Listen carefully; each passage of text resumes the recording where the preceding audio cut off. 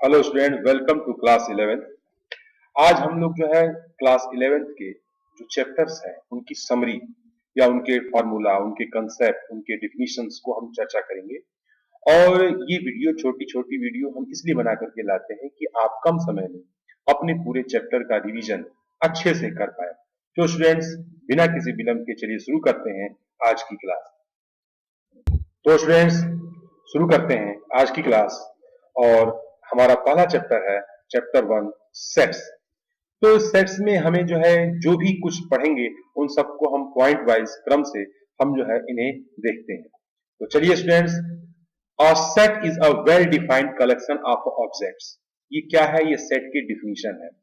और दूसरा पॉइंट है, there are two method of represent a set.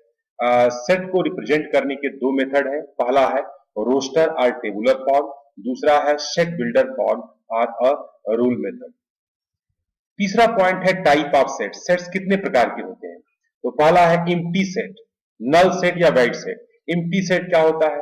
जिसमें एक भी एलिमेंट ना हो, जिसे बोलते हैं एम्प्टी सेट। फाइनाइट सेट, ऐसे सेट जिसको हम काउंट कर सकते हैं, उन सेट्स को बोलते हैं फाइनाइट सेट। और थर्ड है इनफाइनाइट सेट, ऐसे सेट जिनको हम जो है काउंट नहीं कर सकते, अनकाउंटेबल होते हैं, उन्हें बोलते हैं इनफाइनाइट सेट। और इसके बाद सिंगलटन सेट्स, यानी ऐसे सेट जिसमें जो है वैल्यूज इनकी दी गई होती हैं, एक्स की पर्टिकुलर वैल्यू पर अलग अलग वैल्यू हमारी जो है मिलती हैं, तो वहां पर वो जो सेट होता है वो हमारा सिंगलटन सेट होगा। तो अब हम बात करते हैं नेक्स्ट पॉइंट की, subset. A set A is said to be a subset of set B if A is element of capital A, implies that A is element of capital B, imply for every A is element of A। यानी subset क्या होता है? तो ये भी एक प्रकार का सेट ही होता है। सेट ए का एक छोटा सेट होता है जो कि जो उसके सारे एलिमेंट जो है हमारे पास उस दूसरे वाले सेट में हमारे उपस्थित रहते हैं। इसके बाद equal set, two sets A and B are equal if they have exactly the same elements, that is A is equal to B if A is subset of B and B is subset of A। यानी A के सारे element यदि B में उपस्थित है और B के सारे एलिमेंट यदि A में उपस्थित है, तो ऐसे सेट को क्या बोलते हैं? हम इक्वल सेट बोलते हैं। नाउ स्टूडेंट्स, इसके बाद आता है नेक्स्ट पॉइंट है power set. The collection of all subset of set A is called the power set of A, denoted by P A. Power का पहला वर्ड पी है, तो पी ए से इसे रिप्रेजेंट करते हैं, that is P A is equal to B such that P is element of A. तो ये हमारा पावर सेट है। और नेक्स्ट पॉइंट है, if A is a set with N, A is equal to M, then N power set P A is equal to 2 की power M. तो हमें जो है पावर सेट अगर निकालना है, तो अगर हमारे पास ए सेट ए में जो है एलिमेंट की संख्या m है, तो हम जो है उसे 2 की पावर m के फॉर्म में, यानी उतनी संख्या जो है उसके सबसेट की होती है। Type of interval, open interval. Open interval को a कॉमा बी से रिप्रेजेंट करते हैं, और जिसमें हमारे पास जो है x की वैल्यू a से बड़ी और b से छोटी होनी चाहिए। क्लोज इंटरवल क्या होता है? क्लोज इंटरवल वो होता है जिसमें जो है x की वैल्यू जो है a भी हो सकती है और a से बड़ी होगी, b भी हो सकती है और b से छोटी भी हो सकती है। सेमी ओपन और सेमी क्लोज इंटरवल, जिस साइड में ओपन इंटरवल लगा होता है तो उस वैल्यू से बड़ी वैल्यू हमें लेना है, और जिस साइड में हमें जो है क्लोज इंटरवल लगा होता है, यानी कि वो वैल्यू बी भी हो सकती है। जैसे पहला लिखा गया है कि open interval A comma close interval B, तो हमें ए जो है यानी A not equal to X, a is less than x, या x की value is greater than a and less than equal to b। वैसे ही हमारे पास close interval a comma b open interval, तो x is element of r such that a is equal to less than x, यानी x की value a हो सकती है, a से बड़ी हो सकती है और b से छोटी भी।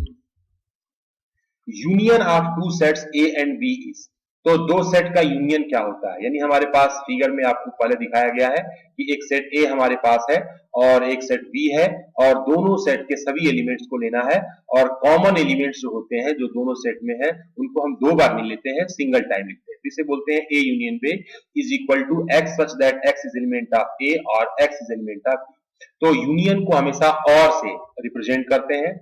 Intersection of two set A and B, तो A intersection B is equal to X such that X is element of A and X is element of B। तो हम इंटरसेक्शन यानी कि केवल ए सेट A और सेट B के जो common portion है उनको ही हम इसमें रिप्रेजेंट करते हैं। ठीक है, तो यहाँ पर आपको जो है ए इंटरसेक्शन बी सेट को यहाँ पर दिखाया गया है कॉमन पोर्शन से।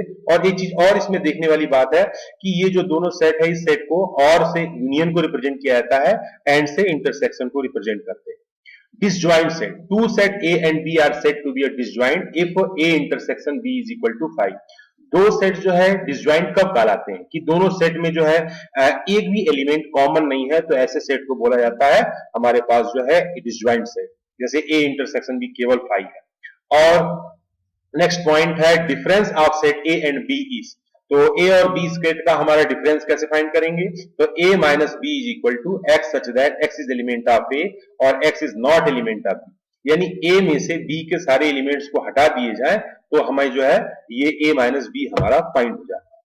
Difference of set B and A, B में से ए के यानी सेट बी जो दिया गया है उसमें से ए का कोई भी एलिमेंट है, उस एलिमेंट को हटा देते हैं तो वो जो है हमारा जो है डिफरेंस कहलाता है B minus A, where B minus A is equal to x such that x is element of B and x is not element of.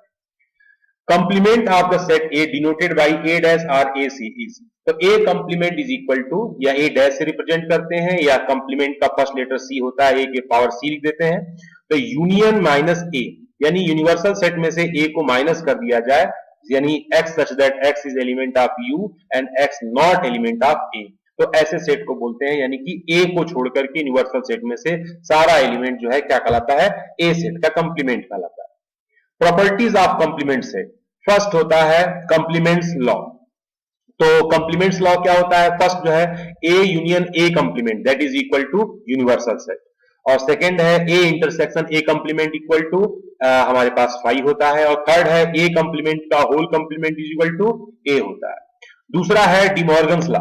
De Morgan's law क्या होता है? फर्स्ट है A union B whole complement equal to A complement intersection B complement, और second है A intersection B का whole complement equal to A complement union B complement. Note this law can be extended to any number of sets. Third है 5 complement that is equal universal, और universal set जो है उसका complement केवल 5 होता है। A minus B is equal to A intersection B complement. Commutative law, set theory में commutative law को फॉलो करता है यूनियन के लिए कि A union B is equal to B union A, commutative law follow हो रहा है। सेकंड होता है A intersection B is equal to B intersection A. Associative law, associative law को इसमें ब्रैकेट को केवल चेंज करते हैं। 3 सेट हमारे पास ए बी सी है, तो A union B whole union C that is equal to A union in bracket में बी यूनियन सी। ऐसे इंटरसेक्शन के लिए A intersection B bracket 1 intersection C that is equal to A intersection bracket में B intersection C. Distributive law, first है A intersection bracket में B union C is equal to A intersection B union A intersection C. Second है A union B intersection C is equal to A union B intersection A union C. अगला point है if A is subset of B then A intersection B is equal to A and A union B is equal to B. So students, आपने हमारे साथ जुड़े और ऐसे आपने हमारे साथ ये वीडियो को देखा, इसके लिए आपको बहुत बहुत धन्यवाद। हम ऐसे ही आपके लिए छोटी छोटी वीडियो बना करके लेकर के आते रहेंगे ताकि अपने चैप्टर को आप कम समय में रिवाइज कर सकें और इसके सभी पॉइंट्स को आप जो है मेमोराइज कर सकें। तो thank you for watching my video, धन्यवाद।